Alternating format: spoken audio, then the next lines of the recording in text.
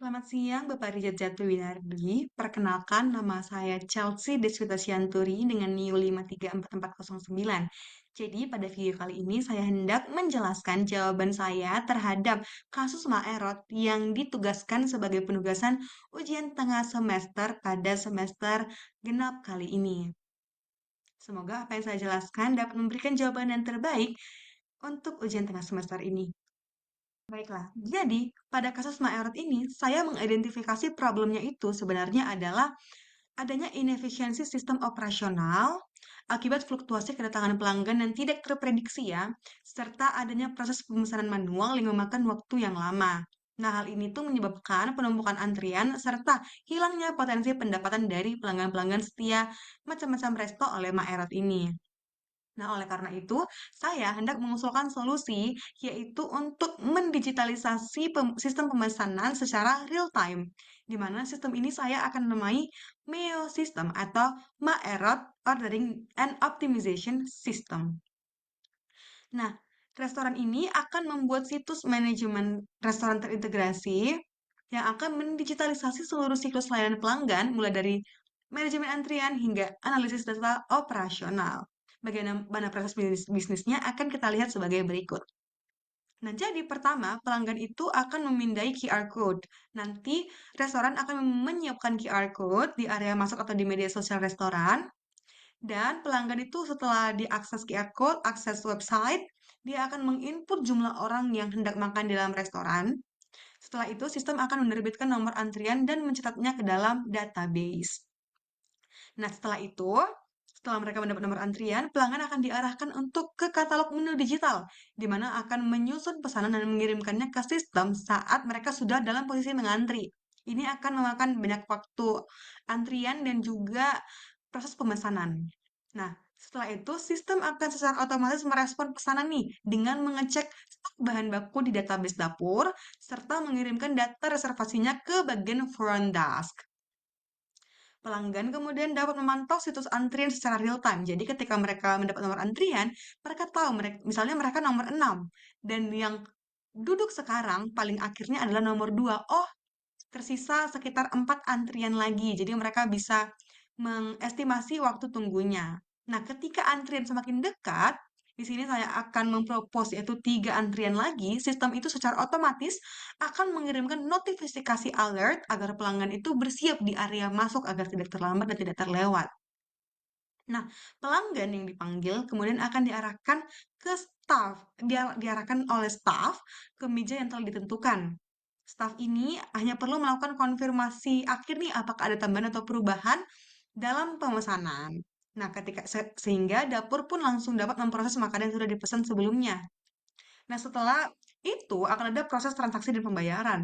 Nah, pembayaran ini akan dilakukan pada akhir, dilakukan di kasir, dan setelah transaksi selesai, proses pembayaran selesai, kasir itu akan memperbarui status meja, status availability meja di sistem, dan otomatis akan memicu panggilan antrian berikutnya. Nah, sistem ini itu akan mengatasi masalah crowded, karena pelanggan tahu persis ya berapa sisa antriannya, dan dari sisi operasional, sistem ini mengurangi inefisiensi karyawan. Karena adanya tugas menunggu dan juga mencatat pesanan tadi, itu sudah diserahkan ke pelanggan. Nah, sistem juga dapat memberikan informasi untuk pemilik karena adanya pencatatan transaksi harian, di mana nanti akan dapat dianalisis untuk menentukan jam sibuk dan menentukan shift karyawan itu lebih tepat.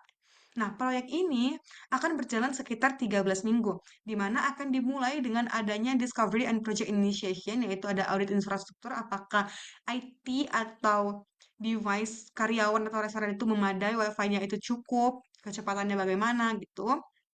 Dan juga ada analisis kelayakan dan finalisasi produk backlog.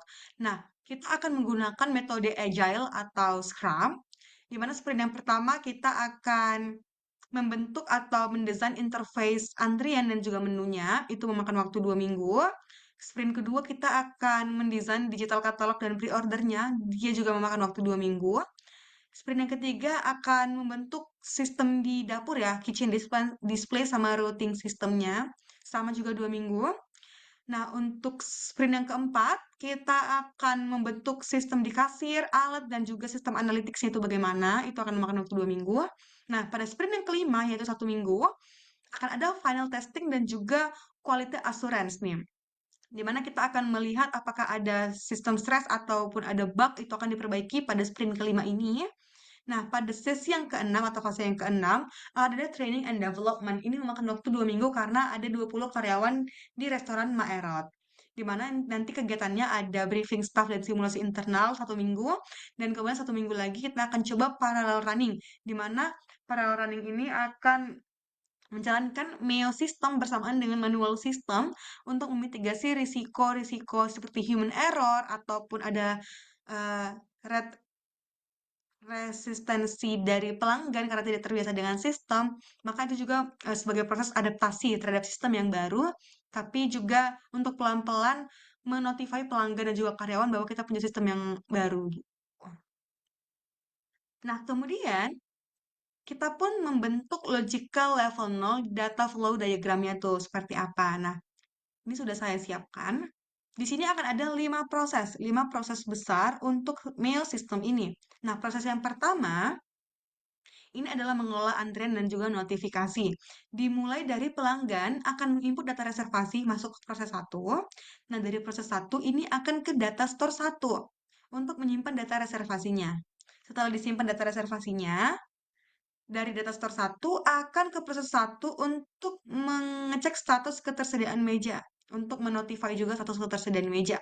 Setelah itu dari proses satu akan ke pelanggan untuk mengkonfirmasi antrian dan juga alert WhatsApp-nya. Nah, kita masuk ke proses 2. Di proses 2 ini adalah mengelola pesanan dan juga stok. Jadi, ini tuh dimulai dari pelanggan. Setelah pelanggan nge-scan QR dan memilih menu, dari proses ini pun akan men-trigger data store 2. Dari data store 2 ini akan masuk ke proses 2 untuk menginformasikan harga dan juga real time stock. Dari proses 2, kita juga akan ke data store 3 nih, data store 3 untuk memasukkan data transaksi pesanan. Nah, menyimpan detail pesanan baru. Nah, setelah itu dari proses 2 kita akan ke pelanggan untuk mengkonfirmasi bahwa pesanan mereka itu telah tervalidasi, bahwa menunya itu ada, transaksi telah dicatat gitu. Nah, lanjut ke proses 3. Di proses 3 ini fokusnya kita ke dapur ya. Nah, dari data store 3 ini, tadi kan kita kan sudah dari proses 2 kita simpan data pesanan barunya ke data store 3. Nah, data store 3 akan men-trigger proses 3, di mana data pesanan itu masuk ke proses 3. Kemudian dari proses 3 itu akan ke dapur untuk menampilkan pesanan dan juga urutannya. Nanti kita pakai sistem FIFO, first in, first out, agar sesuai antrian. Kemudian dari dapur setelah dikelola pesanannya akan ke proses 3, yaitu untuk mengupdate statusnya yang selesai dan juga telah memakai bahan untuk menu tersebut. Tuh. Nah, dari proses 3 ini akan men-trigger ke data store 2. Kenapa? Karena akan ada update stok menu. Update stok menu tertentu, bahannya sudah terpakai, maka menunya itu akan berkurang ketersediaannya semakin-semakin lama gitu. Nah, dari kitchen kita selesai, kita masuk ke proses 4, yaitu mengelola transaksi pembayaran. Dari proses 4 ini, kita akan mulai dari data store 3. Dan tadi kan transaksi masuk nih. Ada transaksi dicatat, akan menimbulkan total tagihan yang akan masuk ke proses 4. Nah, dari sini, kasir akan memvalidasi dan mengkonfirmasi pembayarannya. Masuk nih, dari kasir ke proses 4. Nah, dari proses 4, ini akan ke pelanggan. Kenapa? Karena untuk menerbitkan e-receipt-nya, tagihannya. Nah, setelah itu, proses 4 juga akan men-trigger data store 1, yaitu data antrian, karena mengupdate status meja kosong. Dan ini juga akan menotify pelanggan-pelanggan di antrean selanjutnya, gitu. Nah, next, ke proses yang terakhir yang tidak kalah penting, yaitu menyusun laporan dan analisis kepadatan. Jadi, pada proses ini tuh di-trigger dari data store 3 ya. Data store 3 ini atau data transaksi store dan jam sibuk akan masuk ke proses 5. Di proses 5, dia akan disusun laporan dan analisisnya kepadatannya.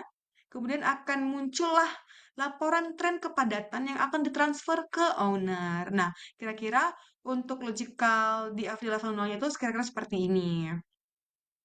Oke. Kita lanjut ke physical DFD level satunya. Nih, kita langsung ke gambarnya aja ya.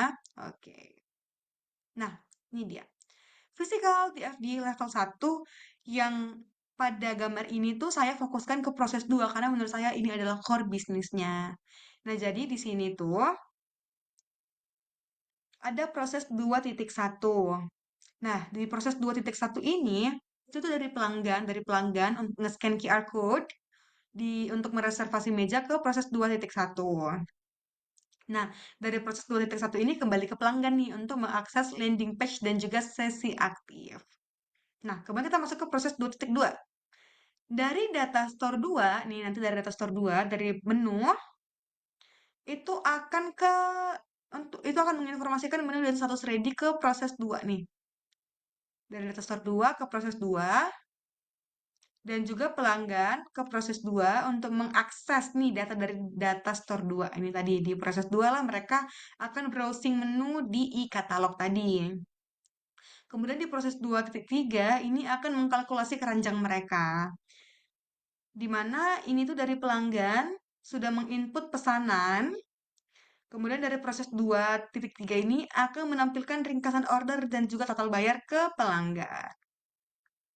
Nah, setelah pelanggan sudah ternotify berapa totalnya, dari 2.3 ini itu akan masuk langsung ke proses 2.4 untuk mengeluarkan data final order. Kita masuk ke modul selanjutnya yaitu proses 2.4. Nah, di proses 2.4 ini akan pergi ke data store yang ketiga karena memasukkan data transaksi yang baru ya. Tidak hanya itu, kita juga ke data store 2 untuk mengupdate bahwa stok itu sudah keluar. Setelah itu, kita juga men-trigger order list ke dapur. Bahwa ada pesanan ini masuk, nanti juga akan men-trigger data store 2 kalau pesanannya itu sudah keluar. Nah, kemudian setelah itu kita juga dari proses 2.4 ini, dari program order dispatcher, ini akan menotifikasi pelanggan bahwa pesanannya sudah diterima dan juga pesanan sudah diproses. Nah, kira-kira physical di level 1 untuk proses yang kedua Mio System ini seperti ini. Nah, jadi di sini kita membagi jadi dua partisi ya.